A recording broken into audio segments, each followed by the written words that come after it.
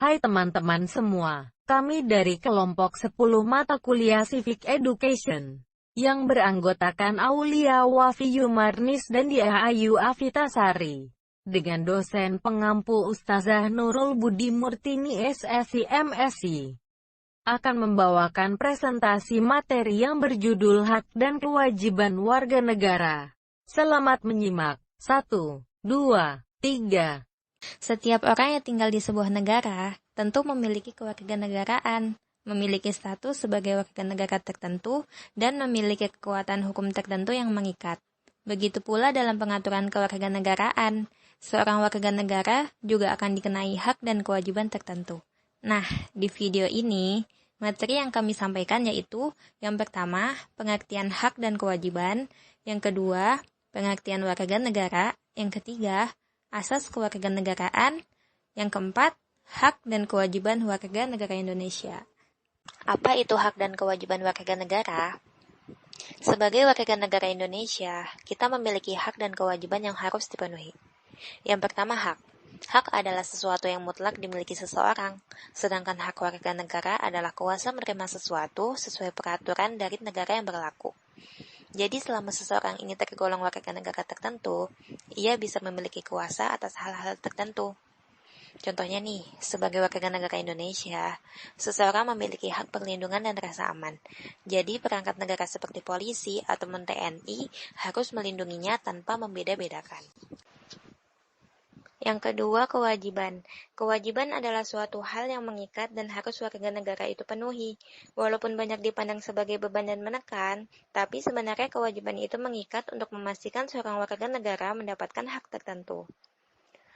Untuk contoh kewajiban, teman-teman bisa perhatikan cara kerja dari pajak di negeri ini. Pajak adalah pembayaran yang dilakukan sebagai tanggung jawab atas segala sesuatu yang seorang warga negara lakukan di negara tertentu. Misal saja memiliki rumah di Indonesia, seorang warga negara wajib membayar pajak bumi dan bangunan karena telah melakukan pembangunan tempat tinggal. Nah, jika seseorang tidak mau menunaikan kewajiban pajak itu, maka pantaskah jikalau misalnya ia mengakui hak bernaung di rumah itu? Apa sebenarnya warga negara itu? Secara sederhana, warga negara adalah seseorang yang diakui sebagai anggota legal dari suatu negara. Dalam hal ini, seorang warga negara akan memiliki kartu dan dokumen legal yang menguatkan posisinya sebagai warga negara, misalnya akta kelahiran. Kewarganegaraan biasanya memiliki peraturan berbeda untuk setiap negaranya, seperti Indonesia. Kita bisa cek Undang-Undang Nomor 12 Tahun 2006 tentang Kewarganegaraan Republik Indonesia.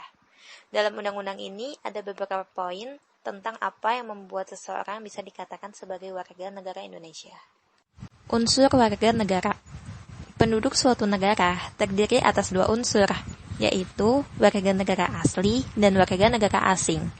Warga negara asli adalah mereka yang secara hukum merupakan anggota suatu negara. Adapun warga negara asing adalah mereka yang belum menjadi warga negara.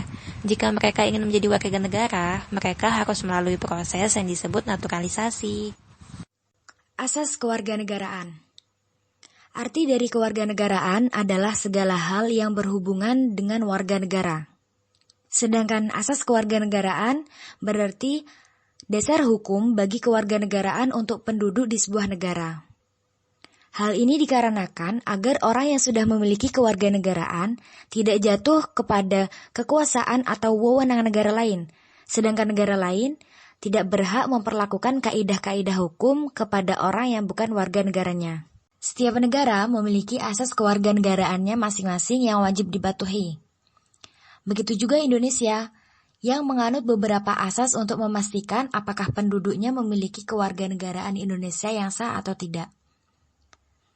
Setiap negara memiliki asas yang berbeda-beda. Namun, secara umum ada dua asas yang diterapkan oleh suatu negara, yaitu ius soli dan ius sanguinis. Ius soli merupakan asas yang menetapkan kewarganegaraan seseorang menurut tempat kelahirannya. Maksudnya, kewarganegaraan seorang anak akan diberikan jika anak tersebut lahir di negara yang menganut asas ius soli. Misalnya, seorang anak harus menjadi warga negara di mana tempat ia dilahirkan, meskipun orang tuanya warga negara lain. Beberapa contoh negara dengan sistem kewarganegaraan ius soli, yaitu ada Argentina, Amerika Serikat, Brazil, Bangladesh, Kanada, Kamboja, Kolombia, Panama, Peru, Pakistan, Paraguay, Grenada, Guatemala, Guyana, dan lain sebagainya. Kemudian ius sanguinis, yang merupakan suatu asas yang menetapkan kewarganegaraan seseorang menurut keturunan atau pertalian darah. Artinya, kewarganegaraan anak bergantung pada orang tuanya meskipun anak tersebut lahir di negara lain. Contohnya, seorang anak dilahirkan di suatu negara yang menganut asas ius sanguinis, sedangkan orang tuanya warga negara berbeda, maka anak tersebut tetap menjadi warga negara yang dianut oleh orang tuanya. Berikut contoh negara dengan sistem kewarganegaraan ius sanguinis, yaitu ada Belanda, Belgia, Bulgaria, Korea Selatan, Kroasia, Inggris, Irlandia, Islandia, India, Italia, Jepang, Jerman, Polandia, Portugal, Republik Ceko, Rusia, Spanyol, Serbia, dan lain sebagainya. Asas kewarganegaraan di Indonesia. Berdasarkan Undang-Undang Nomor 12 Tahun 2006 tentang Kewarganegaraan Republik Indonesia, dinyatakan bahwa Indonesia dalam penentuan kewarganegaraan menganut 4 asas berikut ini.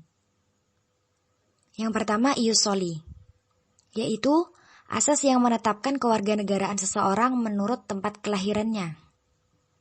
Yang kedua, ius sanguinis, yaitu asas yang menetapkan kewarganegaraan seseorang menurut keturunan atau pertalian darah. Yang ketiga, asas kewarganegaraan tunggal. Asas ini yang memastikan bahwa setiap warga negara Indonesia tidak boleh mempunyai 2 kewarganegaraan. Jika seseorang lahir di luar negeri dari pasangan Indonesia, maka dia hanya boleh memilih 1 kewarganegaraan. Jadi, dalam undang-undang tidak mengenal kewarganegaraan ganda atau bipatrid. Yang keempat, asas kewarganegaraan ganda terbatas. Asas yang menentukan kewarganegaraan ganda hanya bagi anak-anak sesuai dengan undang-undang yang berlaku. Setelah dewasa, maka anak akan menentukan kewarganegaraan yang dipilihnya. Dengan menganut kewarganegaraan ganda atau bipatrid ini, berarti anak tersebut harus tunduk pada hukum 2 negara.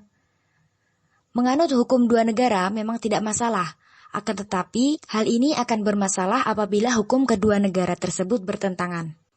Hak dan kewajiban warga negara Indonesia.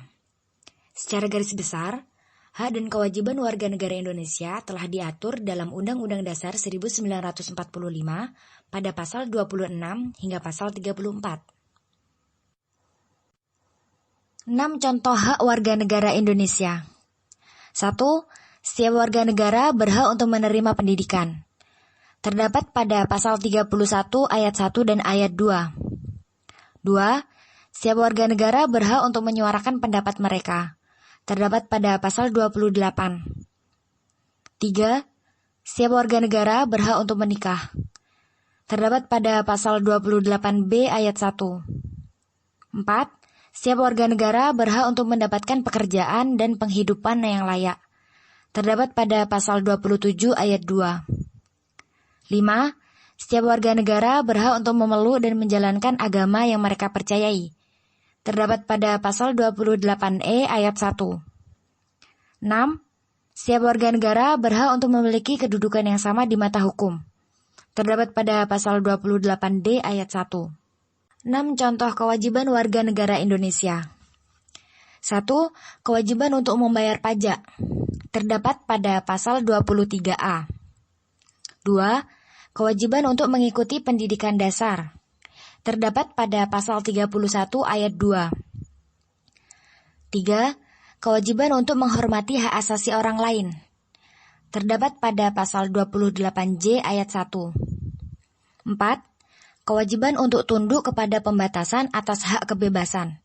Terdapat pada pasal 28J ayat 2. 5. Kewajiban untuk melakukan pembelaan negara. Terdapat pada pasal 27 ayat 3. 6. Kewajiban untuk menaati peraturan. Terdapat pada pasal 27 ayat 1. Mungkin cukup sampai sini dulu pembahasannya. Kami ucapkan terima kasih sudah menyimak dan mohon maaf atas segala kekurangan. Semoga yang sedikit ini bisa bermanfaat. Sampai jumpa.